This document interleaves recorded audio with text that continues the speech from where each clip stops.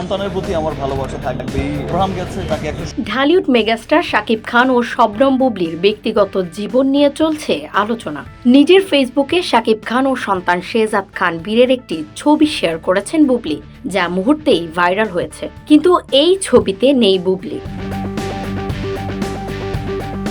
ছবিতে দেখা যায় আমেরিকার ফ্লোরিডায় অবস্থিত ডিজনি ওয়ার্ল্ডের সামনে ছেলেকে পরম মমতায় জড়িয়ে ধরে আছেন শাকিব। দুজনের চোখে রোদ চশমা আর মুখে হাসির ঝলক। ছবিটি শেয়ার করে বুবলি ক্যাপশনে লিখেছেন, পৃথিবী ভ্রমণ, ডিজনি ওয়ার্ল্ড, ফ্লোরিডা, আমেরিকা। এর সঙ্গে জুড়ে দিয়েছেন ভালোবাসার ইমোজি। 2018 সালে গোপনে বিয়ে করেন শাকিব বুবলি। তাদের ঘর আলো করে আসেন পুত্র সন্তান শেহজাদ। যদিও বিয়ের খবর প্রকাশ্যে আসে আরও পরে।